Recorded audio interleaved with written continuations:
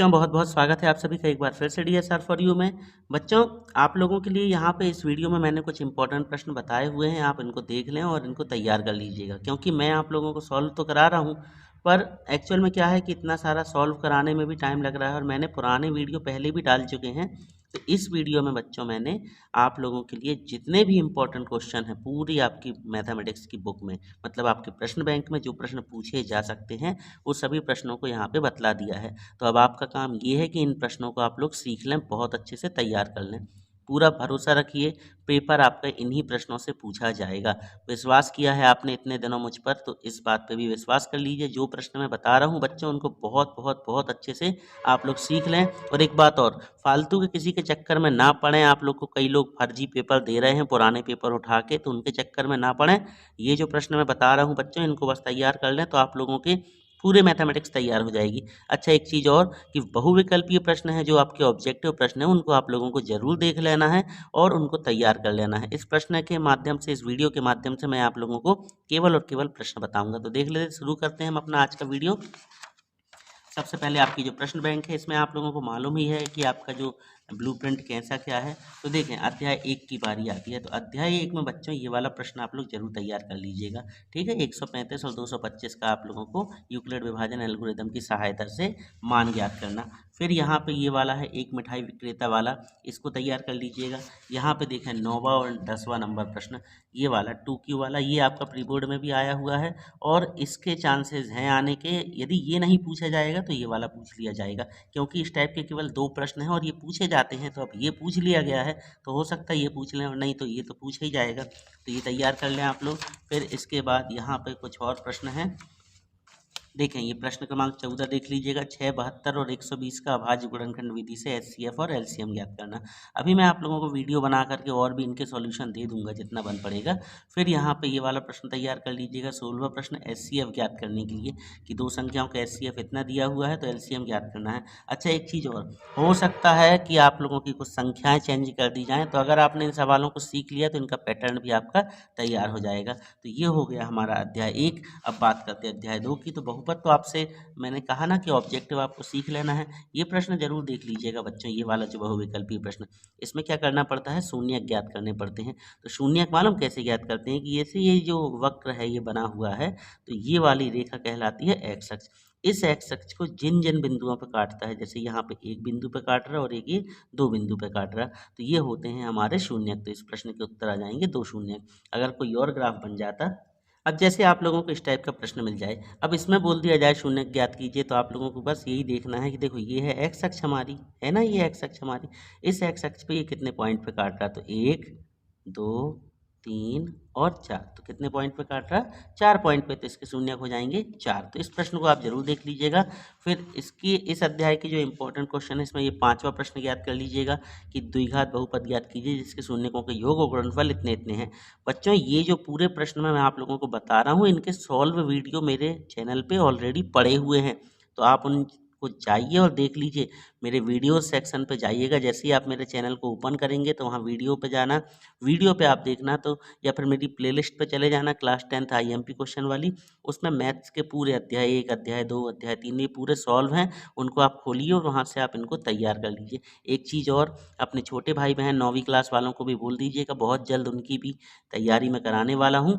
आप लोगों के एग्जाम से जैसे ही फ्री होऊंगा, 9वीं क्लास का नंबर लग जाएगा, तो उनको भी हमारे चैनल की जानकारी जरूर दे देना। तो ये 5वां कर लें आप लोग। फिर इसके बाद बच्चों ये 6वां सवाल भी आ सकता है, सेम उसी पैटर्न का है 5वीं के जैसा।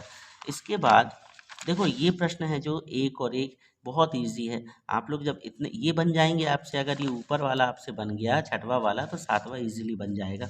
ठीक है, इसके बाद आपको करना है यहाँ पे प्रश्न क्रमांक 9वां, एक द्विघात बहुपद ज्ञात कीजिए जिसके शून्यों के योग और गुणनफल केवल इतने इतने हैं।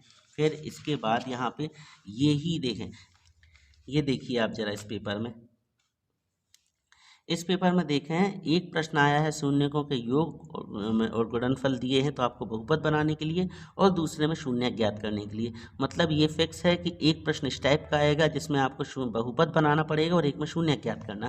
तो अब आप लोग एक काम करें, मैंने आप लोगों को जितने बताए हैं इनमें क्या करना है, द्विघात बहुपद ज्ञात करना, और बाकी जो ये प्रश्न है इसमें शून्य ज्ञात करना। तो आप लोग बच्चों को एक पैटर्न तैयार कर लो, डेफिनेटली है कि जरूर फंस जाएगा। तो मेरा सुझाव है आप लोगों को कि ये जो द्विघात बहुपद बनाने वाले सवाल हैं इनको आप लोग सीख लो। तो इस अध्याय से ये 3-4 प्रश्न बन रहे हैं, इनको देख लीजिएगा। चाहो तो इस प्रश्न को भी आप देख सकते हो। इसके बाद बारी आती है बच्चों अध्याय 3 की। तो अध्याय 3 में आप लोगों को एक मोस्ट इंपॉर्टेंट फिर से मैं बता दूं, ये रेखाओं के प्रतिबंध, इनको जरूर तैयार कर लीजिएगा। तो इन प्रतिबंध में बहुत सिंपल है, देखें इस तरीके से 3 वैल्यू मिलेगी इसमें, ठीक है। अगर पहला वाला a1 a2 बराबर नहीं b1 b2 के, तो बच्चों इस कंडीशन में क्या होगा, इसका द्वितीय हल होगा। अगर ये पहला दूसरा तो बराबर है पर दूसरा तीसरे के बराबर नहीं है तो कोई हल नहीं होगा। और यहाँ पे अगर तीनों बराबर हैं तो अनेक हल हो जाएंगे, ठीक है। मतलब पहले से ही मान गड़बड़ हो गया तो अद्वितीय हल, यदि दूसरी कंडीशन से मान गड़बड़ हुआ तो कोई हल नहीं, और तीनों मान बराबर हैं तो अनेक हल हो जाएंगे। इसको आप याद कर लीजिएगा। ये प्रतिबंध आप लोगों को जरूर याद कर लेना है, क्योंकि पेपर में आपके इसको टाइप से ऑब्जेक्टिव आ जाएंगे। देख लीजिए ये यहाँ पे देखें प्रश्न नंबर जैसे दूसरा है ये, यदि ये पहले ही है तो इसमें क्या होगा, अद्वितीय हल।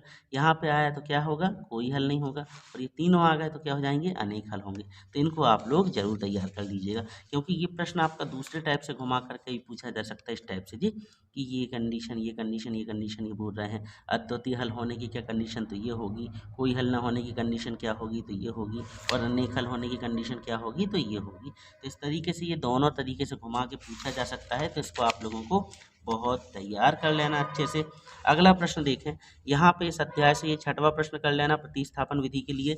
फिर यहाँ पे ये 7वां प्रश्न देख लेना, दो संख्याओं का अंतर 26 और एक संख्या दूसरी की 3 गुनी, उन्हें ज्ञात कीजिए, ये कर लीजिएगा तैयार। फिर इसके बाद बच्चों इस अध्याय से एक मोस्ट इंपॉर्टेंट क्वेश्चन बताएं आप लोगों को। देखें जरा आप लोग इस अध्याय के लिए जो पेपर में प्रश्न पूछे गए थे, यहाँ देखिए जैसे ये था, एक क्रिकेट टीम ने 7 बल्ले 6 गेंदें इतने में खरीदी। इसके नीचे देखें पी के मान वाले सवाल, ध्यान से देखिएगा, पी के मान वाले सवाल या फिर के मान वाले सवाल। ये देखिए जैसे ये इसमें के का मान ज्ञात करने वाले, तो ये चीज़ तो फिक्स है कि आप लोगों को, ये देखिए यहाँ पे 13वां प्रश्न देखें, ये तो प्रतिस्थापन है। ये 14वां देखें, एम का मान ज्ञात करने के लिए, ठीक है। फिर इसके बाद यहाँ पे ये क्रिकेट टीम वाला है। अच्छा एक प्रश्न और है, ये दो संपूरक कोणों में यदि छोटा कोण बड़ा है, ये वाला तैयार कर लीजिएगा आप लोग चाहो तो। नहीं तो मेरा तो सुझाव ये है आप लोग कि ये भी जितने सवाल हैं पी वाले के वाले, पी वाले के वाले एम वाले, इन्हें जरूर तैयार कर लेना, क्योंकि ये प्रश्न पूछे जाएंगे अथवा में एक प्रश्न डेफिनेटली होगा, इसलिए आप लोग इनको रेडी कर लेना। प्रतिस्थापन विधि अगर आ गई पूछ ली गई तो 2 प्रश्न बताए हैं, एक वो पिछला निकल गया और एक ये वाला, इसको कर लीजिएगा। ये प्रश्न भी आप देख सकते हैं, 5 संतरों और 3 सेबों का मूल्य इतना इतना है, तो बताइए। बात आती है अध्याय 4 की, द्विघात समीकरण की। द्विघात समीकरण में बच्चों आप लोगों के लिए मैं बता दूं, ये वाला सवाल 5वां सवाल, इसको देख लीजिएगा। ये पूछा जा सकता है, इसको आपको हल करना है और बताना क्या ये द्विघात समीकरण है या नहीं। तो सबसे पहले जब आप हल करोगे तो देखेंगे अगर घात 2 में मिल जाए, जैसे इसका उत्तर ये 2 की घात में मिला, मतलब ये द्विघात समीकरण है, ठीक है। इस तरीके से आप लोगों को सीख लेना। तो 5वां देख लीजिएगा, ये जो 7वां प्रश्न है इसको देख लीजिएगा। फिर इसके बाद आप लोगों को ये वाला सवाल देख लीजिएगा, 9वां प्रश्न। ये है 2 क्रमागत धनात्मक पूर्णांकों का गुणनफल 306 है, तो इसके पूर्णांकों को आपको ज्ञात करना। बहुत छोटा और शॉर्ट सवाल है, इसको आप लोग तैयार कर लें। इसके बाद यहाँ पे इसमें भी बच्चों के वाले सवाल, ये जो 10वां प्रश्न है इसको देख लीजिएगा, 11वां प्रश्न है इसको देख लीजिएगा। गुणनखंड विधि आप लोग चाहें तो सीखना चाहें तो आप लोग सीख लीजिएगा, क्योंकि इसमें भी सेम टू सेम वैसी ही कंडीशन है, एक प्रश्न के वाला आएगा और एक ये गुणनखंड वाला आएगा। तो आप लोग यदि देखना चाहें तो 12वां 13वां ये 2 प्रश्न तैयार कर लीजिएगा। फिर इसके बाद ये 17वां नंबर क्वेश्चन है, 2 संख्याओं के वर्गों का अंतर वाला, इसको देख लीजिएगा। तो यहाँ पे आप लोगों का अध्याय 4 भी खत्म हो गया। अब बारी आई अध्याय 5 समांतर श्रेणी की। तो बच्चों समांतर श्रेणी में आप लोगों को कुछ चीज़ों को आपको ध्यान रख लेना है, ऑब्जेक्टिव बहुत अच्छे से तैयार कर लीजिएगा। इसमें आपको प्रथम पद सर्वांतर वगैरह, इसका वीडियो मैं भी दे दूंगा थोड़ी देर बाद, यदि बन पड़ा तो आप लोगों को पूरा सॉल्व बता दूंगा, अगर अभी आप लोग प्रश्न देख लें। 5वां प्रश्न देख लीजिएगा, इसका 5वां प्रश्न इंपॉर्टेंट है। फिर इसके बाद 9वां प्रश्न देख लीजिएगा, 10वां प्रश्न ये देख लीजिएगा, क्योंकि ये जो 11वां प्रश्न है बच्चों, ये आपके प्री बोर्ड में आया हुआ है। 11वां प्रश्न जो आपके प्री बोर्ड में पूछ लिया गया था, दिखा रहा हूँ मैं आपको। ये देखिए 17वां प्रश्न, ये 7 से विभाज्य है, तो ये प्रश्न पूछ लिया गया है आपका 11वां। तो अब आपके चांसेस हैं ये वाला प्रश्न कि 3 से विभाज्य वाला ये पूछा जा सकता है, मगर आप लोग फिर भी रिस्क ना लें, इसको भी देख लीजिएगा। फिर इसके बाद बारी आई प्रश्न नंबर 12वें की, इसको भी आप तैयार कर लीजिएगा। और 15वां प्रश्न देख लीजिएगा, समांतर श्रेणी का एक 30वां पद याद कीजिए, ये मैं आपको सॉल्व करके बता दूंगा। 17वां पद देख लीजिएगा आप लोग, 17वां प्रश्न, इसको तैयार कर लीजिएगा। तो बच्चों इतना आप लोग कर लें, इसमें आपका पेपर कवर हो जाएगा। अब यदि एक आध और किसी का मूड है आप लोगों का, तो आप लोग इन 18वें और 19वें प्रश्न पे भी नज़र दौड़ा सकते हैं। सिंपल है, बहुत आसान है, आप इनको देख लें, इतना आप तैयार कर लें। बात आती है बच्चों अध्याय 6 त्रिभुज की, तो अध्याय 6 त्रिभुज में ये वाला कॉलम, ये रिक्त स्थान आप लोगों को बहुत अच्छे से सीख लेना है, बिल्कुल अच्छे आसान होते हैं, ठीक है। सभी वृत्त देखने में एक से होते हैं, देखें समरूप और सर्वांग सम। अच्छा एक चीज़ बोल दूं मैं कि इस अध्याय 6 के लिए मैंने त्रिभुज वाले वीडियो बनाए हैं, 3 वीडियो हैं त्रिभुज वाले सेक्शन के, उनको जाके जरूर अच्छे से देख लें आप लोग, तो आपका ये त्रिभुज अध्याय कवर हो जाएगा। यहाँ पे मैं आप लोगों को नहीं बता रहा हूँ, उनको आप देख लें, क्योंकि देखो मैथ्स में सीखना तो पड़ेगा। बात करते हैं प्रश्न उत्तर की, तो ये 7वां प्रश्न देख लेना, ये इंपॉर्टेंट है, पूछा जा सकता है। 8वां प्रश्न देख लेना, ये पूछा भी गया है आपके प्री बोर्ड एग्जाम में। 8वां प्रश्न था जो आपके प्री बोर्ड एग्जाम में आया था, ये देख लीजिए जी। सॉरी, ये वाला नहीं है, ये वाला सवाल है, ये पूछा गया था, तो ये आप लोग को देख लेना है।